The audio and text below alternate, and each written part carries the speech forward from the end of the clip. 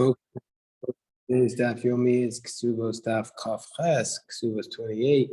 We're going to start on the bottom of Chav Zayin on the base at the Mishnah, 6 lines from the bottom. Amar Rabbi Zechariah ben Akatzav. Zechariah ben Akatzav, who Rashi tells us in his commentary on the Gemara, was a Kohen. And so this man was a Kohen, and he lived during the time of the destruction of the second temple, as we're reading this Mishnah during the 9 days leading up to the destruction of the temple. Zechariah ben Akatzav says, if a person takes an oath, he took an oath and he said, he swore that by the base of Mikdash, he says, my wife, she's married to a Kohen, she's married to me, that if she was assaulted, she can't be with me anymore. And there was a siege on Jerusalem, and the city was attacked. So we would have had to be concerned that she was assaulted. But he claims her hand never left my hand. And the moment these idolaters entered Jerusalem, I was always holding her hand until they left. And so therefore he tried to claim that he was allowed to remain married to her. But they said to him, they said, no, a person can't testify about himself because he's not believed to testify about himself. Another person could testify, but he's not believed to testify about himself. So the Gemara says, Tana, even though this was the case, that he was no longer to have relations with his wife because he was a Kohen and she was assaulted, nevertheless,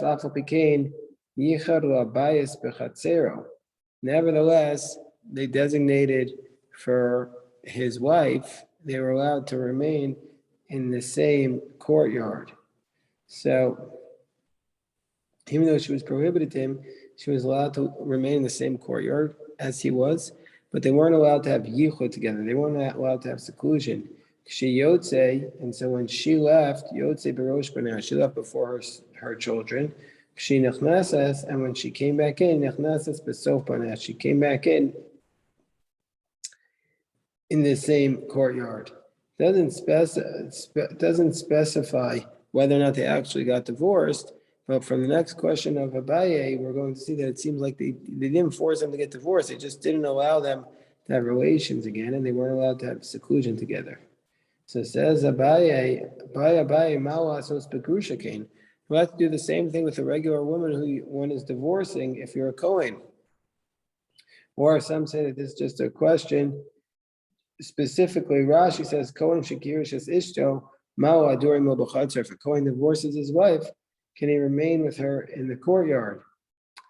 But some say it's just a question, not about a Kohen, but a regular divorcee. So anyway, we'll go with Rashi's interpretation. Abaye asked the question, can you do this with a divorcee?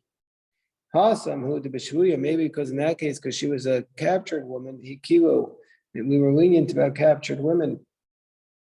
And we allowed them to live in the same courtyard together. And maybe by a captured woman, it's not a certainty. The reason it's not a certainty that they were assaulted. But here, by divorcee, well, we're not going to be lenient, and they can't live in the same courtyard. Odoma, or maybe there's no distinction that once you're married to her, and then you're no longer allowed to have relations, you'd still be allowed to live in the same courtyard as long as there's certainty that there's not going to be yichud, seclusion with each other. Nor says Tashman the Tanya Megarish is Ishto, when it divorces their wife, so one who divorces their wife is not allowed to remarry. She's not allowed to remarry in the same live in the same neighborhood as her husband, and the reason is because she knows his signals and his signs, and maybe they're going to come to do a sin as a result. So the first case, the question was about a Kohen and his wife, but this is about any divorcee that they shouldn't live near each other because they might come to sin. Kohen, but says the Gemara on top of Kav Chesed and Alf, if her husband was a Kohen, then even if she didn't remarry, Rashi says, Lo tidori mo b'mavoi, she can't live with him in the alleyway because maybe they're going to have relations, and a Kohen is allowed to be with his divorcee. But Rashi says a regular Jew, as long as she doesn't remarry somebody else, she's allowed to live in his neighborhood. If it was a small village, this was exactly an incident. The Amro, and they said Kfar Katan Nidon Kishchuna. They said a small village is judged like a shchuna, like a neighborhood. Meaning to say that if she remarries, they're not allowed to live together in that community together. So now the Gemara asks the question, Mi nitcha. So the Gemara asks, Mi nitcha mibnei mi. Who is the one who has to move? Does the woman have to move, or does the husband? Meaning to say, in a case of a Kohen and a Grusha, or in a case of a woman who remarries, who's the one who has to move, who can't live in the same neighborhood? Is it the woman who has to move, or her ex-husband who has to move? Tashma, the Gemara says the Brisa, the Tanya, he nitches mipanav, vein hu nitcha mipanah. It says in the source, in the Brisa, she has to move from him, but he doesn't have to move. But if she owns the courtyard, then he's the one who has to move. So baseline, she has to move, but if she owns the property, he has to move. Let's say they both own the house. So now, what's the law there? Tashma, in those circumstances, she has. It says in the Brisa, she has to move. But Mayaskina, well, what's that scenario? If it's his courtyard, Pshita obviously has to move. He owns the house, obviously she has to move. If it's her courtyard, who just said if it's her courtyard, he moves. So isn't it a case where they both own it, and we're saying still that she's the one who has to move? Gemara says no, not necessarily. Dilma da agir megar. Maybe they were renting. Maybe they were renting it. That's what it's talking about. Where rents, she has to move. But if they share, maybe they don't. What's the conclusion? Tashma, it says in the verse, it says in the Brisa, God will Hashem will move you like the movements of a man. And we see from here that's Isaiah saying that was considered to be a terrible thing, that a man has to move around. And Rav said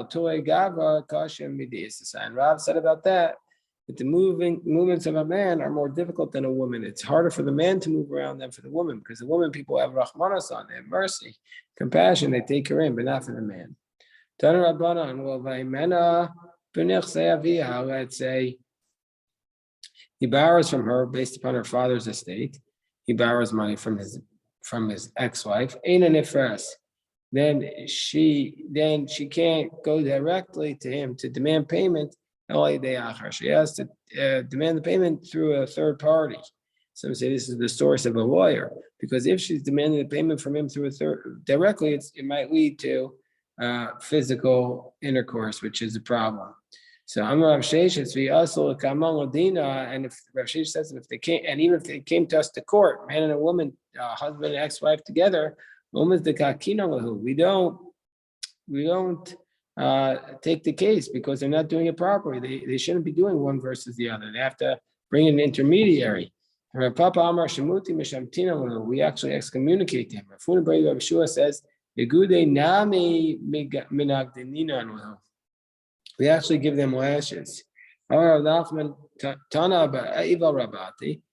says we're going to the Evel Rabati. What's Evel Rabati? Evel Rabati is one of the Mesechtos Ketanos.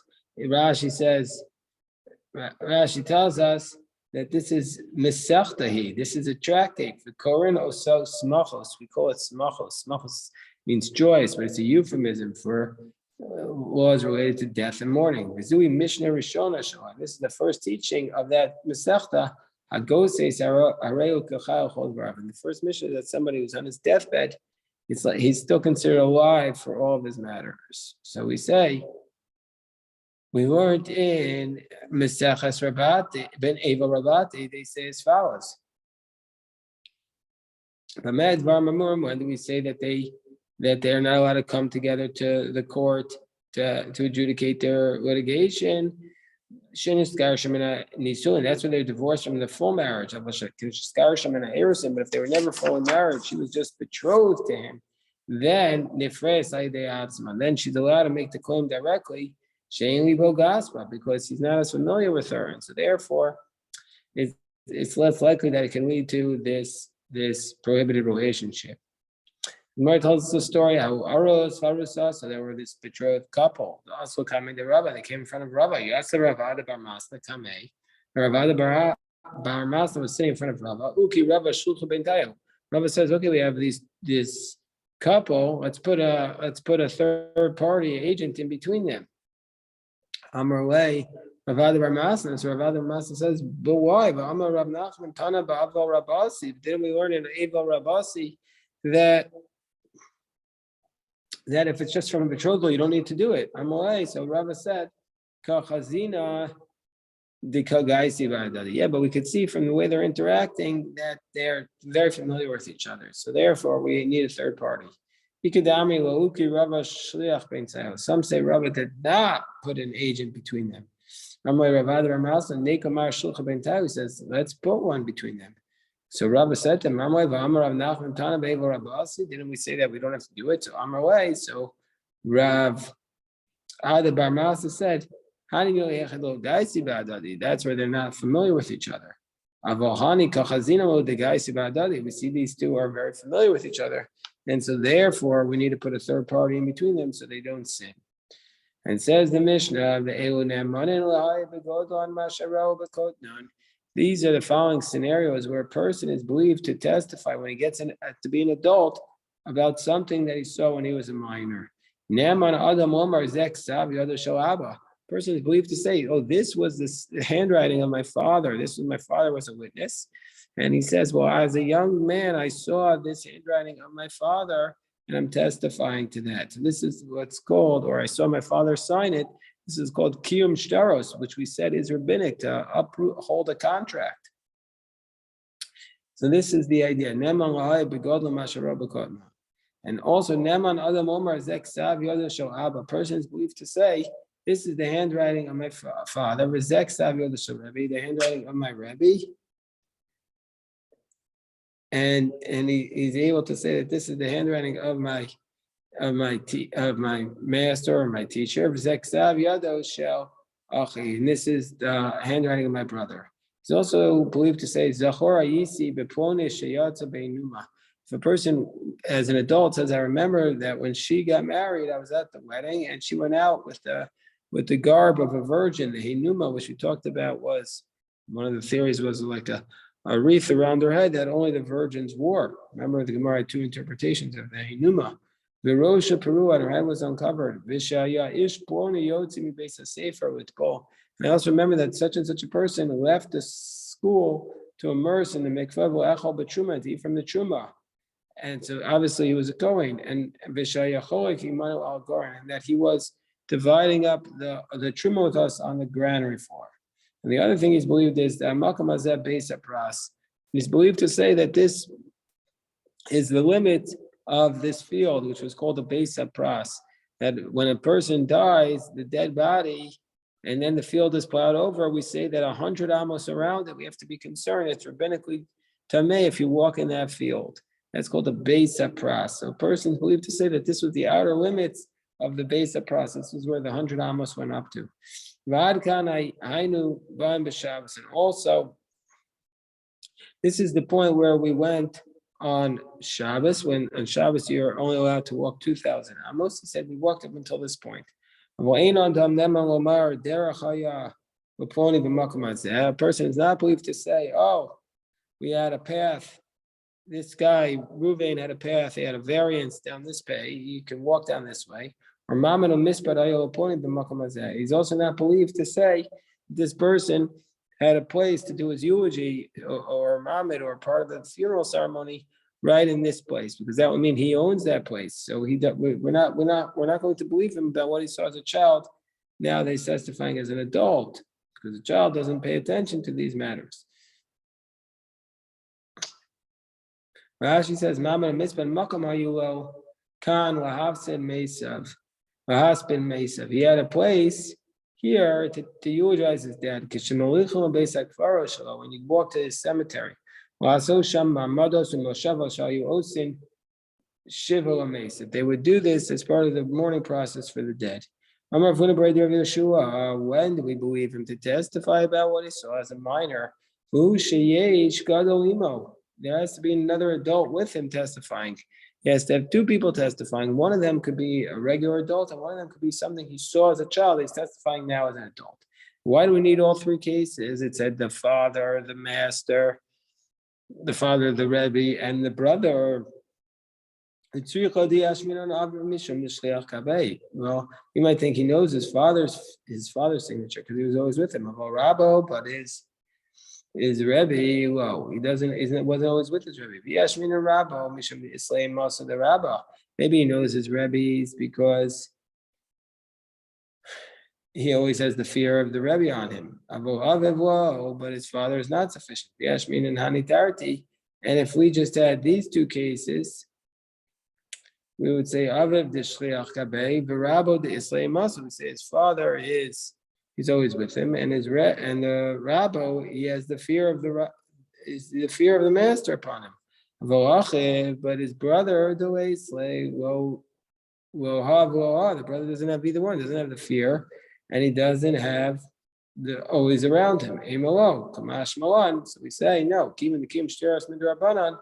Since the fact of certifying the contracts is rabbinic, the rabbis believed him by this rabbinic matter. Rashi says, something that relates to the rabbis' laws, they believe him, and this doesn't uproot something from the Torah. As we state, they said you need Kim Shtiras, and they said you can believe it under these circumstances. So says the Gemara, if he says, I remember this such and such woman, she went out with a numa, the bridal garb of a virgin, with her head uncovered. My time. What's the reason why we believe him? Because it's not a case. Remember, we're going to say motzi b'chavero al haraya. You want to take. We said this on the previous stuff. You want to get money from somebody, you have to give them the proof. But in this case, the baseline is that she was a virgin because most women get married as virgins, and so therefore, this doesn't really require testimony. It just needs to publicize that this is what happened, and that's what he's able to do. It's not really testimony. He was believed to testify that such and such a person left the Beis Sefer to immerse and eat the truma. So that proves that he was a Kohen. But it doesn't prove that he's a Kohen. Just because he ate the truma, he's not the only one who could eat the Kohen. Just because he ate the truma doesn't prove he's a Kohen. Because I'll tell you what else. If Dilma Kohen, if he was a Kohen, he could also eat it from the truma. Excuse me, B'Dilma Avid Kohen, maybe he was a slave of a Kohen, and the slave of a Kohen could also eat from the truma. So the fact that you remember that he ate from the truma when you were a child, that's not enough to say he was for sure a Kohen.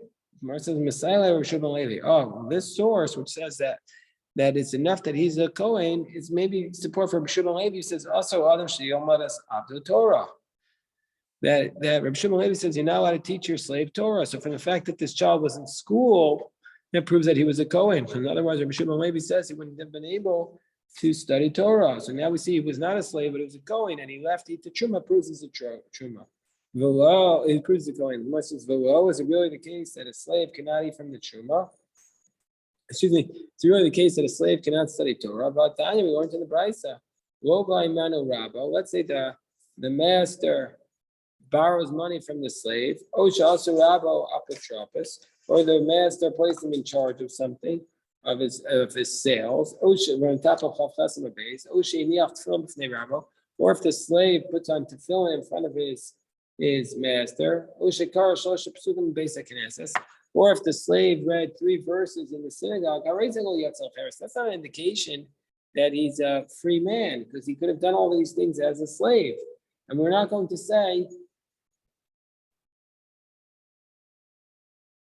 that from the fact that he's doing this, it's for sure that he was a slave, because we say no, it's possible that it's for sure. We could say it's possible he did this even though he was a slave. So we see from you're a slave, and we're in Torah. How else is he going to read the verses? How else is he going to put on tefillin? Gemara says, Hasam the Ikri Evet. So Gemara says, Hasam the Ikri Evet Midato. Ki Kamrin and Kanag Bay Minag Banam. Yeah, he said, in that case, the slave studied the Torah on his own, so that's okay. That's fine. But we're not going to send him to the Jewish schools. That we're not going to do. That we're not going to do Minag Banam, which is to send them to the Jewish schools. So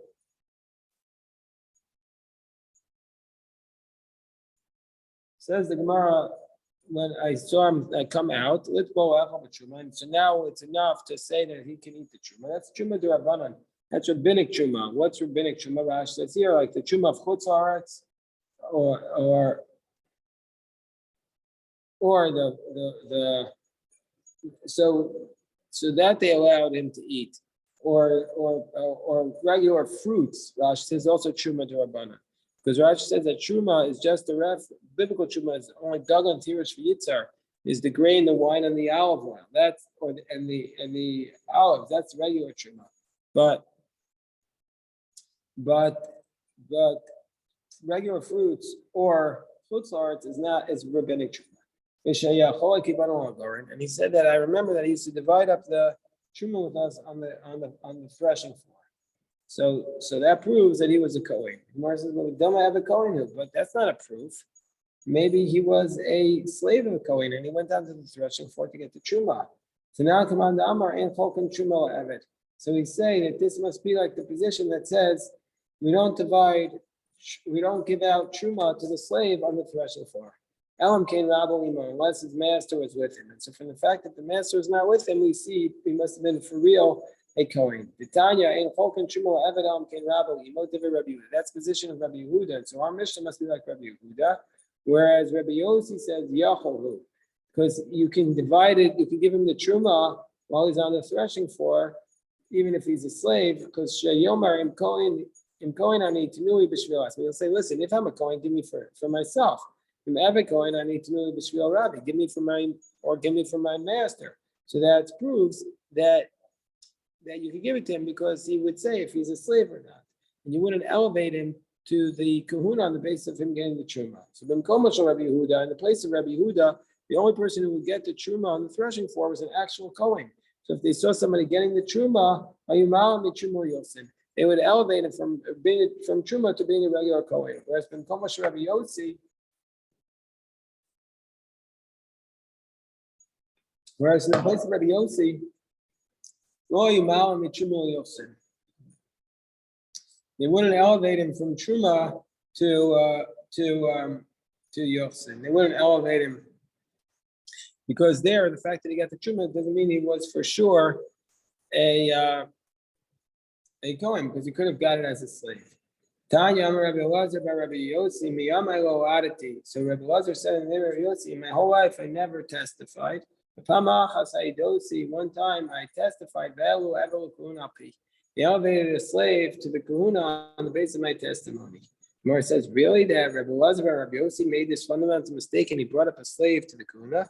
Did they really bring him up? Didn't we learn in Mesechas Chulin about the donkey of Rabbi Pinchas ben Yair, that Hashem prevented that donkey from eating food that was untied, just like the animals of the tzaddikim in HaKadosh Baruch Hu, they take all yadam. God does not allow them to commit a sin. Tzaddikim atzrim will koshkein. For sure, the righteous people amongst us are prevented from sinning. The Gemara says, "Ela bikshu lialos evelu kahuna alpi." No, so they try to lift up a slave to become a kohen on the basis of my testimony. That's what they try to do. So, but so on the basis of my testimony. They saw Ba'asrei the Rabbi Yossi, Ba'azav Ba'asif the Rabbi Yehuda. They saw that. So how did it happen? Because he saw a slave was getting the truma. He saw a person getting the truma in the place of Rabbi Yossi, and he went and testified it in the place of Rabbi Yehuda without realizing that they had different practices there. Than the place of Rabbi Yossi, they wouldn't elevate somebody, but in the place of Rabbi Yehuda, they would. And so he said, "Oh, I saw this guy getting the truma." In the place of Rabbi Yehuda, they were going to elevate him, but in the end, they didn't. So Mishamakam is a base of prasu. So I mean, he's believed to say that this land was a base of pras. My time, what's the reasoning? Base of pras the rabbanon. The base of pras is rabbinic. The Amar Rabbi Yehuda Mishmor Menafech Adam base of pras that if you need to go to do a mitzvah, you're allowed to blow in the area of the base of pras. You will read what Rashi says. What's a base of pras? Achoresh is a kever. You plow over the grave.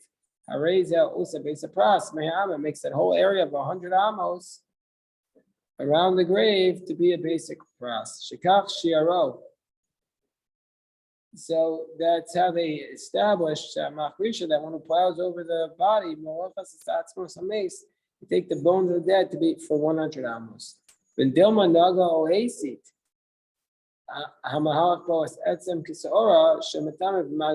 and we have to be concerned that maybe somebody who was walking on this field touched the bone or moved it, and when it was bigger than a barley corn, and it's matame by touching or carrying, but not for an ohel. If it's just a bone that's the size of barley corn, it's matame by touching, but not by being over it.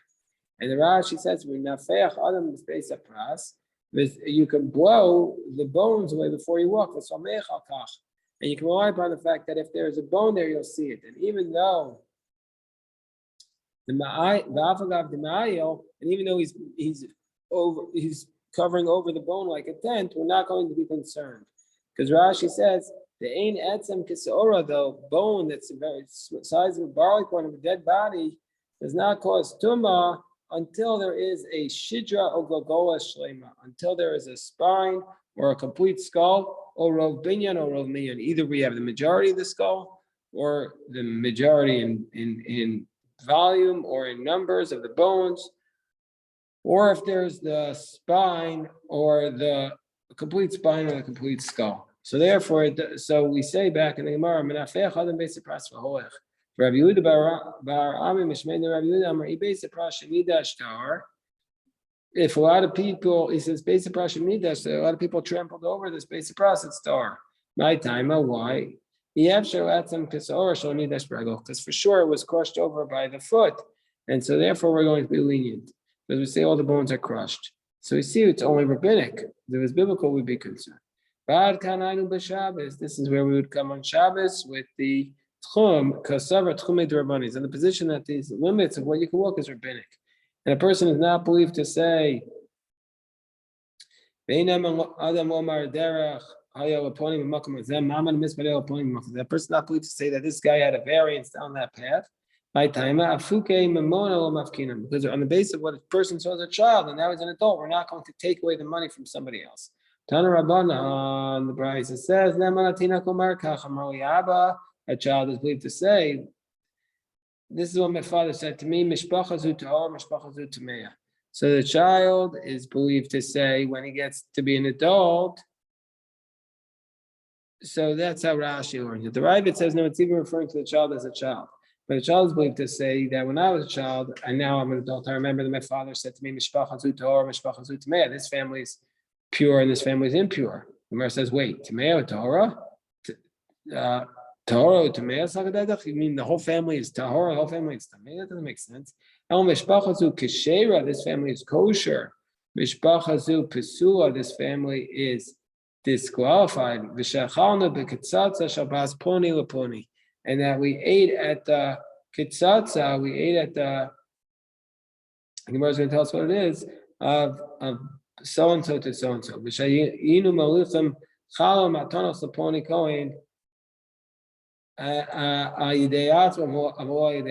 used to bring the gifts of the challah to the Kohen by himself, but not through somebody else. The Kohen, if he brought them himself, we believe it, but not if somebody else did. Or if